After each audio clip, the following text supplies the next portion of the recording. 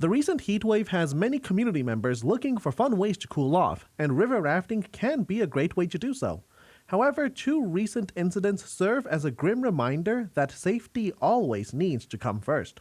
Our CMP have responded to two incidents on the Willow River recently of people floating or rafting down the river, and in one instance, with fatal consequences, unfortunately.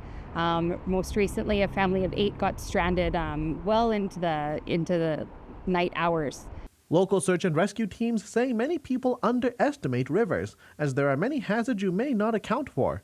This could include things like faster flow rate than expected, rocks, log jams, and more. Talk to the local community, talk to the kayaking groups, talk to the jet boating people. Hey, how fast are the river's flowing? Are there any hazards out there?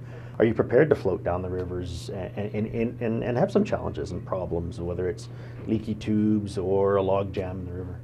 Many community members go to the rivers to beat the heat, but just because the air is warm, it doesn't mean the water is. The rivers are still cold. They're still 5 to 8 degrees.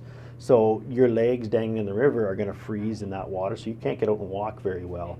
You jump in the river, you're going to get a shock reaction where you slightly breathe in. So you're going to potentially give yourself even hypothermia. It might impair your ability or impede your ability to use your limbs or swim effectively if you've been exposed to that kind of cold water for a long period of time.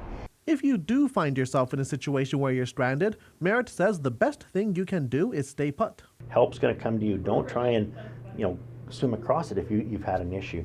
Or don't try and swim across it if you're not prepared to swim across it or have a PFD to be in that situation. If you're out of the water, try and get to shore. Try and get to land somewhere and sit and wait. Don't make the situation worse. Activities like river rafting can still be a great summer activity, but if you decide to go, Merritt says remember the 3 T's: training, trip plan, take the essentials.